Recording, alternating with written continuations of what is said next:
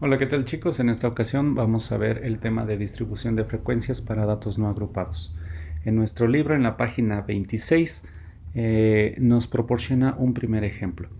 Nos dice que en una encuesta se preguntó a 20 personas su preferencia en cuanto a programas de televisión, obteniendo los siguientes resultados. Entonces, una persona escogió que el programa de preferencia eran las películas. Otra persona escogió los noticieros, otra los documentales, otra las caricaturas, una más escogió películas, documentales, telenovelas, etcétera. Estos están enlistados en esta página del libro. Ahora, lo que vamos a hacer es marcar las frecuencias de cada uno de los programas.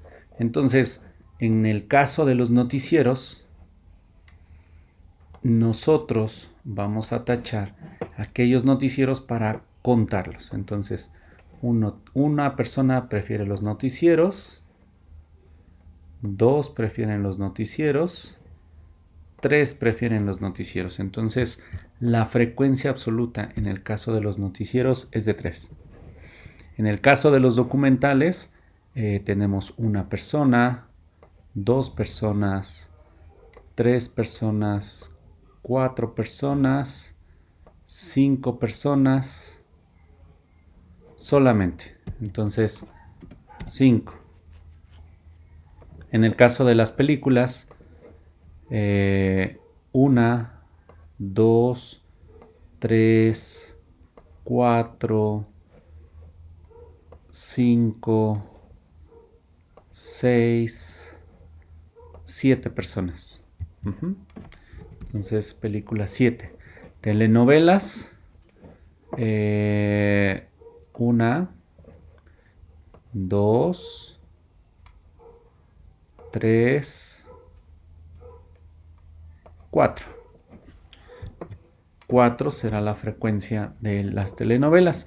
Y en el caso de las caricaturas, solamente 1 y 2. De tal manera que en el caso de las caricaturas son solamente 2 personas. Y vamos a determinar a n. N será la suma de las frecuencias absolutas.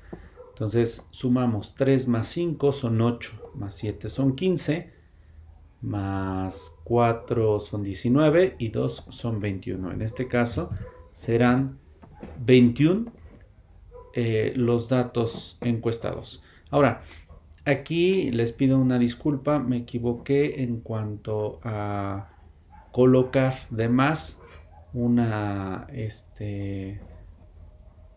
de los criterios, que según el libro creo que anoté una de películas adicional. Entonces, yo sé que aquí decían 20 personas y resulta que son 21. El error es mío al tratar de transcribir los resultados de la encuesta y seguramente anoté 21 datos. Entonces, en teoría nos debe de dar n el número de encuestados. En el ejemplo 2 vamos a ver, vamos a responder algunos cuestionamientos. Dice, en un cierto colegio, los alumnos cursaron el tercer semestre de la asignatura de matemáticas, cuyos promedios fueron, y nos los enlistan. No están ordenados del más pequeño al más grande. Tendríamos que ordenarlos. Pero nos cuestionan acerca de cuál es la variable que se analiza. En este caso, la variable son los promedios de la asignatura de matemáticas. Entonces, en nuestro libro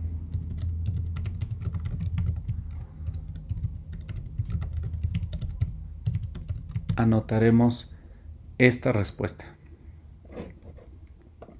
La voy a colocar en color rojo. ¿Sale? ¿Qué tipo de variable es?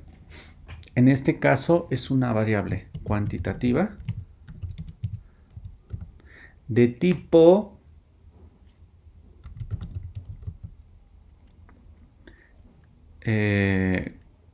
discreta. Recuerden que las de tipo cuantitativos discretos quiere decir que son enteros y no admiten números decimales. ¿Cuál es la categoría con mayor frecuencia? Aquí tendríamos que ver cuál de estos datos se repite con mayor frecuencia. Y para ello nos vamos a apoyar de esta tabla. Entonces vamos a contar cuántos obtuvieron 4. Entonces 1, 2, solamente hay 2 datos con 4. ¿Cuántos datos hay con 5? 1, 2, solamente 2. Con 6, 1, solamente 1. Con 7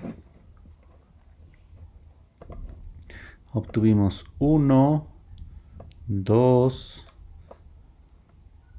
3, 4, 5, 6 de 7.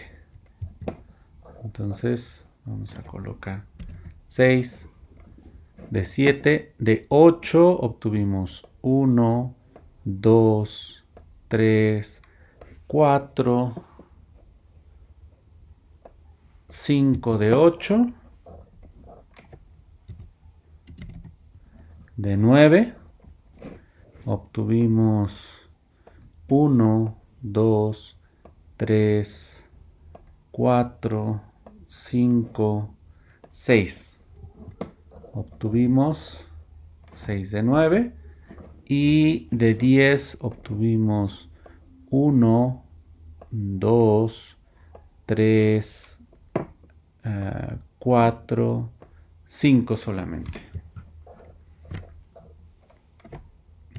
Entonces realizaremos la suma de estas frecuencias.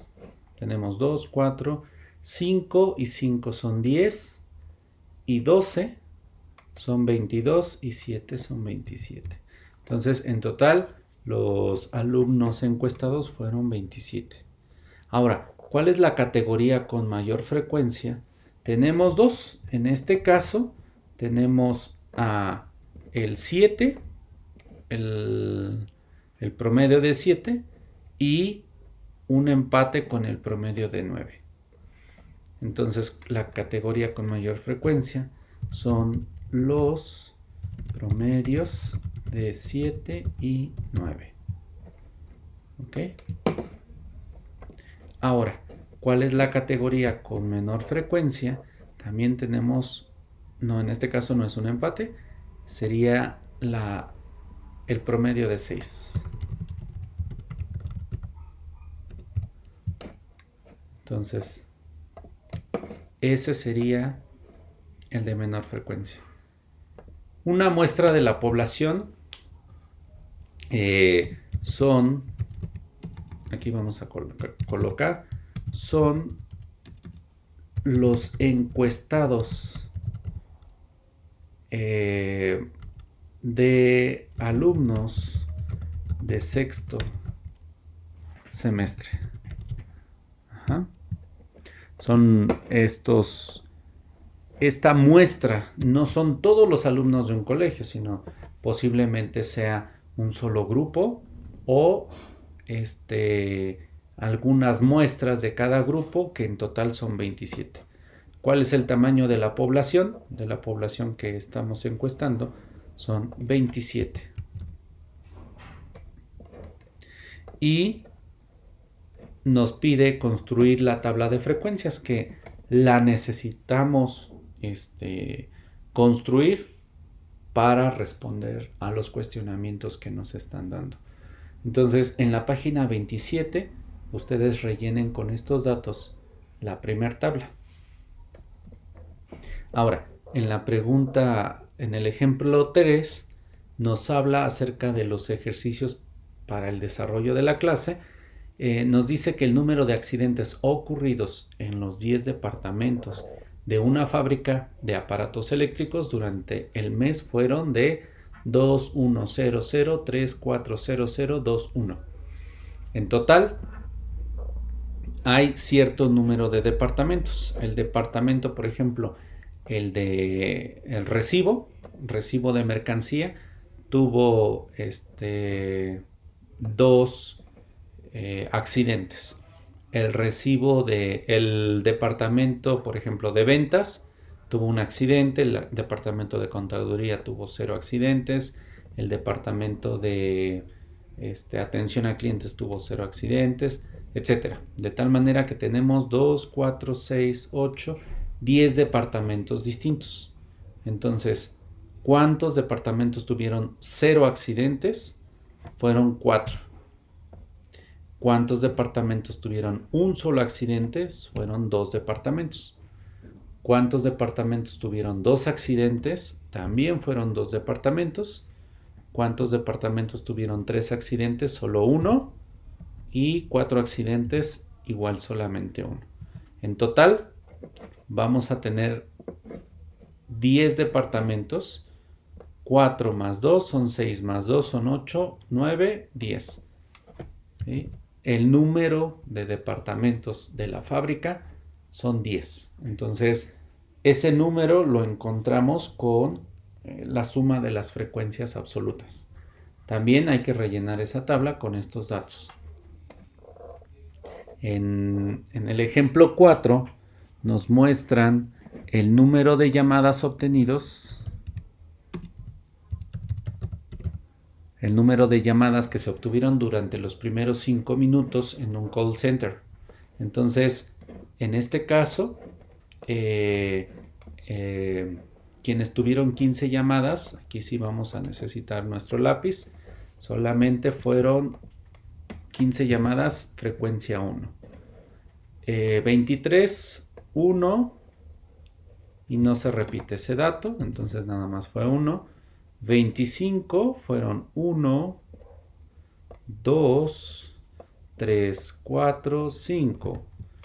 5 veces que se repitió el 25. 30 sería 1, 2. Solamente se repitieron 2 veces. 47 solamente 1. 50 solamente 1 nada más. 60 fueron 1, 2, 3 veces que se repitieron.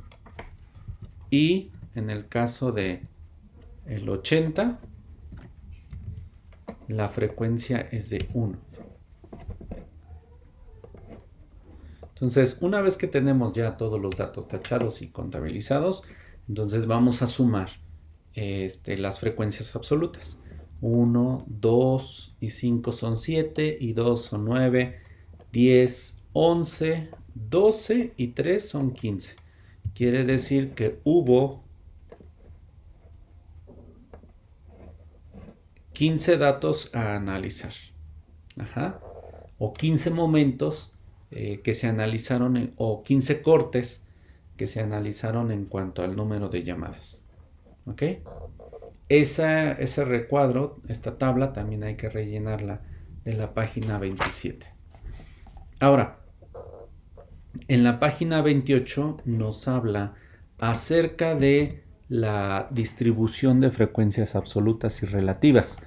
Entonces, son estas frecuencias de tipo absoluta y una nueva columna que se llaman frecuencias relativas para datos no agrupados. Nos dice en el ejemplo 1 que en una clínica del Seguro Social se presentaron 30 personas entre las 7 de la mañana y las 10 de la mañana para checarles la glucosa.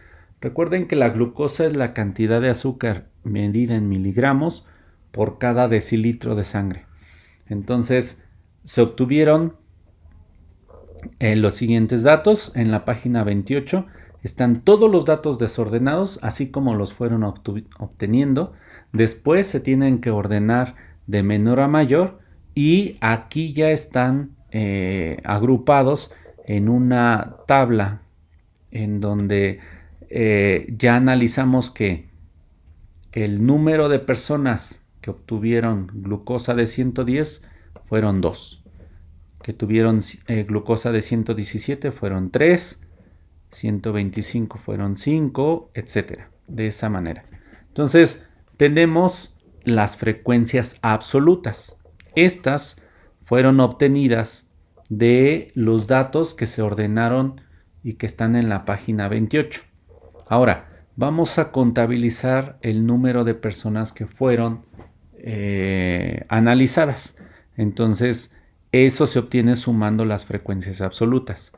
2 más 3 son 5, más 5 son 10, 14, 15, 19, 21, 22 y 3, 25, 26 y 4 son 30. Y es lo que nos dijeron ahora sí al inicio, fueron 30 personas las que fueron analizadas. Ahora, para obtener la frecuencia relativa tendríamos que utilizar nuestra calculadora para dividir esta frecuencia absoluta entre el número de personas, que es un número fijo llamado 30. Entonces, para mayor comodidad, vamos a pasar, voy a copiar esta tabla y la voy a llevar a Excel. Excel, recuerden que es un programa que me ayuda a obtener datos numéricos y a hacer un tratamiento de esos datos con mayor rapidez. Entonces, una vez que me abre el programa de Excel, entonces pego los datos que teníamos en la tabla anterior. ¿Ok? Entonces le damos un poquito de mayor espacio para que puedan caber cada una de estas. Entonces aquí lo que vamos a hacer es igual a el dato de la frecuencia sobre la suma o la totalidad de los datos. Pero esta le voy a colocar un signo de pesos para que se vuelva una celda absoluta. Es decir, que esta no se menee, no se recorra y se considere siempre esa celda y no se recorra hacia abajo. Entonces, si se fijan, la división de 2 entre 30 me da 0.066. ¿Ok? Y vamos a decirle que me haga lo mismo o la misma operación, pero con todos y cada uno de los datos que están aquí. Si se fijan, aquí está dividiendo la segunda frecuencia absoluta entre 30. Aquí está dividiendo esta celda izquierda entre la misma celda de número de datos. Entonces, hicimos las cosas bien. Vamos a decirle que me dé solamente 3 cifras significativas, es decir, que redondee a 3 cifras. ¿Sale? Entonces, si nosotros realizamos la suma de todos estos datos, recuerden que nos debe de dar un entero. ¿Sale? Si nos da un entero, quiere decir que hicimos las cosas bien. Obviamente, si lo hacemos a mano en la calculadora, pues anotamos nada más los datos parciales y a la hora de hacer la suma podríamos obtener, como en el libro, 0.987. Pero Excel está contemplando todos los decimales que nosotros no estamos contemplando en nuestra calculadora. Entonces vamos a copiar todos esos datos y vamos a pegarlos en nuestra tabla.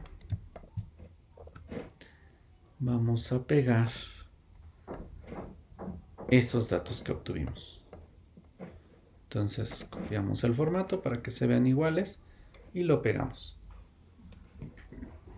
Y estas serán las frecuencias relativas. Así es como en el libro se obtuvieron esas frecuencias que ya estaban anotadas. Entonces, en la tabla de distribuciones vamos a saltarnos la página 29. Estos son ejercicios que realizaremos en clase. Y ahora vamos a la página 30. Nos habla acerca de una tabla de distribución de frecuencias para datos agrupados que están en la página 30. Uno de los primeros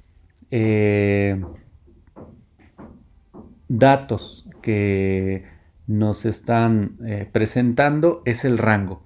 Rango es igual a xn menos x1, donde xn es el dato mayor del conjunto de datos. Entonces, lo primero que tenemos que hacer es ordenarlos desde el más pequeño hasta el más grande. Entonces, xn será el último dato y x1 será el primer dato.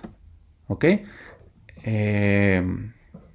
Aquí nos está diciendo que xn es el dato mayor, o sea, el último dato, y x1 es el menor de los datos, es decir, el primero. Con eso obtenemos ese rango que se simboliza con R mayúscula.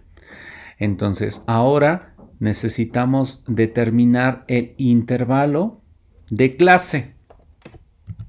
Entonces, este llamado intervalo de clase se simboliza con la letra K, K minúscula, y se utiliza la ecuación de Sturgis. Sturgis fue un matemático que hizo aportaciones en cuanto a la estadística muy importantes, y él nos dice que el intervalo de clases se obtiene igualando a 1 más 3.322 multiplicado por el logaritmo del número de datos. En este caso, n son todas estas n's que hemos obtenido al sumar las frecuencias absolutas. Todos estos n's. Entonces, ese dato, al realizar la tabla, lo podemos obtener, lo metemos en esta ecuación y podemos obtener el valor de K. K nos dice que estos intervalos no deben de ser menores a 5 ni mayores a 20. Quiere decir que K siempre va a estar entre el rango de 5, mayor o igual a 5, y menor o igual a 20. Otro concepto, aquí ya llevamos uno de ellos es el rango, con esta ecuación.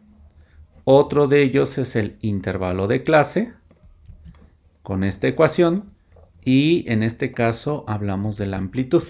Para obtener la amplitud necesitamos obtener primero el rango y el intervalo de clase. Una vez que tenemos esos datos, tomamos el cociente del rango y el intervalo de clases, y al tomar ese cociente obtendremos la amplitud. C es la amplitud de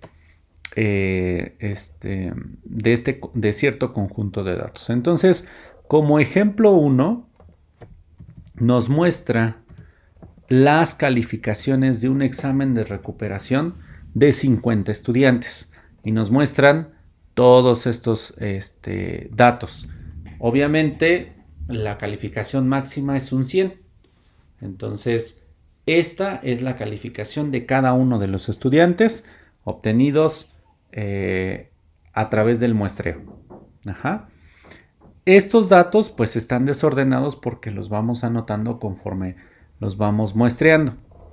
Lo primero que tenemos que hacer es ordenar los datos de menor a mayor. Entonces tenemos primero el 45, 47, 50, 50, 55, 55, etcétera. De así hasta llegar a el más grande de los datos, que fue 95. Ningún alumno tuvo una calificación más allá de 95. Y eso es lo que obtuvimos al hacer el muestreo. Entonces nos están pidiendo que obtengamos el rango. Recuerden que el rango es el dato más grande menos el dato más pequeño. Entonces utilizamos esta ecuación. R es igual al dato enésimo menos el dato inicial. Entonces el dato último es 95 menos el primer dato, que es el 45. Ajá. Y en este caso es 50. Por tanto, nos quiere decir que el rango es igual a 50. Más adelante veremos la utilidad de estos rangos y de los intervalos de clase. En el caso del intervalo de clase, la ecuación es k igual a 1 más 3.322 multiplicado por el logaritmo de n, donde n es el número de datos. Entonces, en este caso, el número de datos, desde aquí arriba, nos está diciendo que fueron 50 estudiantes los que fueron encuestados. Por tanto, habrá 50 datos, ordenados o no. Entonces, n es igual a 50. N minúscula. Al sustituir este número en la ecuación anterior, tenemos que k es igual a 1 más 3.322 multiplicado por el logaritmo de 50. Perdón, de 50, porque n vale 50. ¿Sale? Entonces, primero lo que vamos a hacer es a calcular con nuestra calculadora el logaritmo de 50. Entonces, colocamos 50, le aplicamos el logaritmo de base 10. No me vayan a aplicar el logaritmo natural, es el logaritmo de base 10. Entonces nos da este número. Multiplicado, aquí está el punto de multiplicación, por 3.322. Por 3.322. Nos da 5.64. Más 1.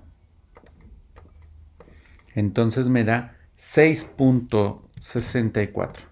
Por tanto, en este caso, K vale 6.64. Bueno, estos son todos los datos que arrojó la calculadora. Ahora, la amplitud de clase, quedamos que era el cociente, es decir, C es el cociente de R entre K. R quedamos que vale, en este caso, 50.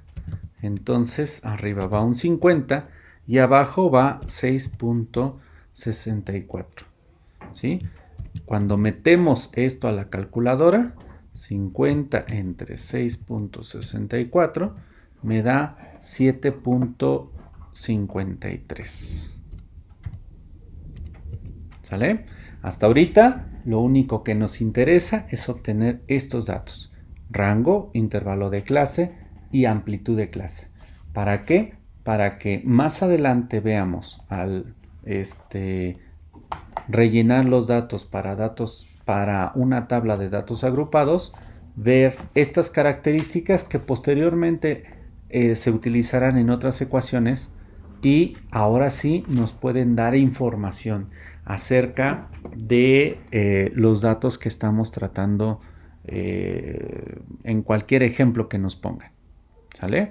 Bien, chicos, es todo por esta sesión. Solamente necesito que tomen nota de este video y que la suban a la plataforma de Teams en la actividad número 2. Chicos, les mando un saludo, que estén muy bien.